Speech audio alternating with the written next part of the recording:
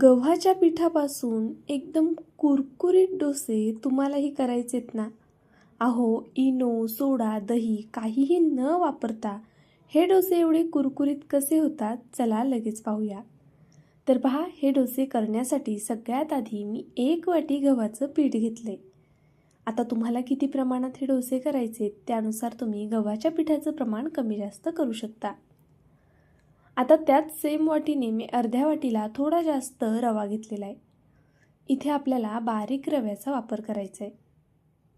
जर बारीक रवा नसेल तर जो जाड रवा असतो तो मिक्सरला फिरवून घेतला तरी चालेल. त्यानंतर जवळपास अर्धी वाटी बेसन पीठ घालायचे. त्यानंतरनं यामध्ये चवीनुसार मीठ घालून घेऊया.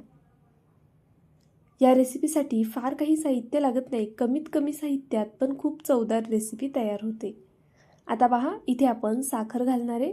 अर्धा चमचा इतपत मी इथे साखर घेतलेली आहे. साखर आवर्जून घाला. साखरेचं मेन काम आहे या डोस्यामध्ये, ते काय पुढे सांगतेच. सोबतच पहा, इथे मी 1 चमचा भरून तेल घेतलेलं आहे. आता हे तेलसुद्धा आपण यावरती घालून घेऊया. त्यानंतरनं हे सर्व जिन्नस एकजीव करून घ्यायचे. पहा, आपण जो रवा घातला आहे त्यामुळे आपला डोसा कुरकुरीत होणार आहे. सोबतच जे आपण बेसन घातलं आहे त्यामुळे डोशाला छान असा खमंगपणा आणि बेसनाची खूप छान चव येणार आहे. आणि आपण जी साखर घातली आहे ना त्यामुळे सुद्धा डोसा छान कुरकुरीत व्हायला मदत होते. आणि तेल घातल्यामुळे याला कोणत्याही इनोची किंवा कोणत्याही प्रकारच्या सोड्याची गरज पडत नाही. त्यामुळे 1 चमचा तेल आवर्जून घाला. आता जसं गरजेनुसार यामध्ये आपल्याला पाणी घालायचे आणि ह्याचं छान असं बॅटर तयार करून घ्यायचे. लहान मुलांसाठी आपण नेहमीच वेगवेगळ्या रेसिपी शोधत असतो. त्यांना टिफिनला काय देता येईल, नाश्त्याला काय देता येईल. ही रेसिपी अतिशय हेल्दी आहे. तुम्ही अगदी डोळे झाकून या रेसिपीवरती विश्वास ठेवू शकता आणि नक्कीच ही रेसिपी तुमच्या मुलांना देऊ शकता. टिफिनसाठी सुद्धा करायला खूप सोपी आहे. सकाळच्या घाईमध्ये झटपट होणारी आहे आणि कमीत कमी साहित्यात, घरच्या साहित्यात होणारी आहे. त्याचबरोबर प्रत्येक मुलाला डोसा तर आवडतोच. तर नक्कीच तुम्ही या पद्धतीने एकदा अशा पद्धतीचा डोसा करून पहा. नक्कीच तुम्हाला आवडेल. जास्त वेळ लागत नाही. पीठ भिजवत ठेवण्याची गरज पडत नाही. तर पहा, इथे या पद्धतीने आपण पीठ तयार करून घेतले. खूप घट्ट करायचं नाही आहे आणि खूप पातळही करायचं नाही आहे. आता हे पीठ मी फक्त 2 मिनिटासाठी झाकण ठेवणार आहे आणि साईडला ठेवणार आहे. फार वेळ नाही, फक्त 2 मिनटं. तोपर्यंत जर तुम्हाला यासोबत चटणी करायची असेल तर ती करून घेतली तरी चालेल. आता पहा, इथे आपलं पीठ तयार झाले, पण तुम्हाला यावरती अगदी लहान लहान बबल्स दिसतात आहे का? आपण जे 1 चमचा तेल घातले ना त्यामुळे हे असे छान बबल्स येतात. त्यामुळे आपल्या डोशाला जाळीसुद्धा छान येते. न विसरता यामध्ये साखर आणि तेल घालायचे. पहा, आता मी पुन्हा हे सर्व एकजीव करून घेते. आता पाहू शकता तुम्ही, हे पीठ अगदी परफेक्ट झाले. छान असं हलकं फुलकं आणि जितकं आपल्याला पातळ हवं आहे तितकं आहे. बघा, अशा पद्धतीने खूप घट्टही करायचं नाही आणि अगदीच पातळही ठेवायचं नाही. आता तवा गरम करण्याची सुद्धा एक पद्धत असते. तवा आधी छान असा गरम करून घ्यायचा. त्यानंतरनं याला तेल लावायचं.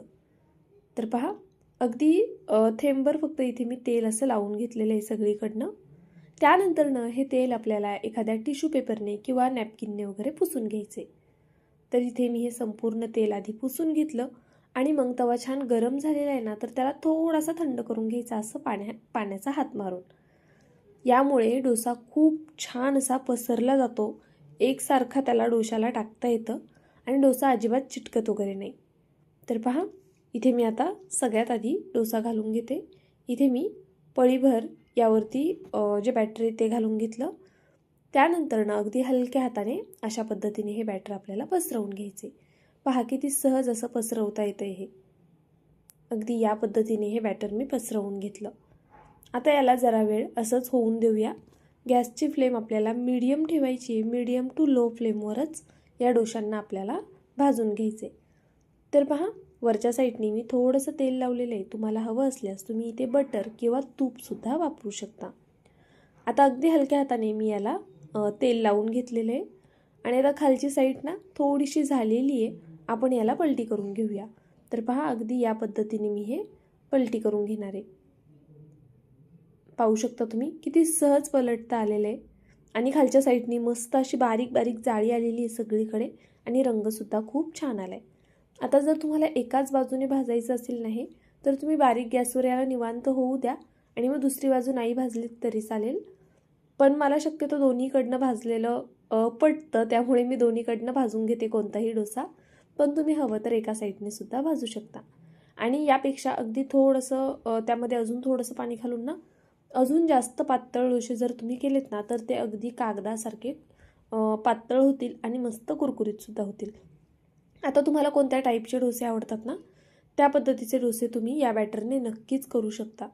तर पहा इथे पुन्हा मी 1.5 पळी बॅटर घालून घेतलं आणि मग अशा पद्धतीने पसरवून घेते.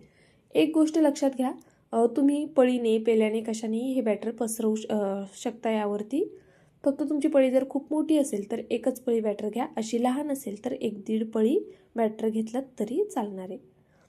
हा डोसा पसरवल्यानंतर ना आवर्जून यावरती थोडंसं तेल घालत जा, म्हणजे मग डोसा छान कुरकुरीत होतो. आता पहा याची खालची साईड झालेली आहे. आपण आता ह्याला असं पलटी करून घेऊया. किती सहज निघतात बघितलं ना, अजिबात चिटकत वगैरे नाही आणि मस्त डोसे आपले तयार होतात. मेन म्हणजे ना हे डोसे करताना याचा सुगंध एवढा छान येतो, कारण यामध्ये बेसन पीठ जे आपण वापरले ना ते छान असं खमंग भाजलं जातं आणि मग त्याचा सुगंध खूप छान येतो. मी खरं सांगते एकदा तुम्ही नक्की करून पहा, तुम्हाला खूप आवडतील हे डोसे आणि खात्रीने सांगते तुम्ही नक्कीच परत परत कराल. मुलांच्या टिफिनसाठी सुद्धा करू शकता किंवा त्यांना आदल्यामधल्या वेळेत भूक लागली आहे म्हणून सुद्धा करू शकता. आता मी हे नाश्त्याच्या टायमाला केलेले आहेत म्हणून मी सोबत चहा घेतला आहे. तुम्ही कोणत्याही प्रकारची चटणी करा, केचप असेल, मेयोनीज असेल, अगदी कशासोबतही खाल्ले तरी चालेल. पहा मस्त जाळी आली आहे आणि अगदी अप्रतिम झालेले छान कुरकुरीतसुद्धा होतात. नरम पाहिजे तर नरमसुद्धा करू शकतात. पाहू शकता तुम्ही. तर हा जो आत्ता मी तोडून दाखवला आहे ना डोसा तो थोडा कुरकुरीत झालेला आहे असा. बघा मस्त कडक झाला आहे आणि त्याला जाळीसुद्धा आलेली आहे. आणि जो दुसरा डोसा आहे ना तो थोडा सॉफ्ट केला होता मी, कारण तो थोडासा जाडसर घातलेला. पहा अशा पद्धतीने. म्हणजे तुम्ही जे बॅटर घालताय ना तव्यावरती त्यावरती डिपेंड आहे तुमचा डोसा कसा होणार आहे, कुरकुरीत होणार की मग पातळ असा मऊ राहणार.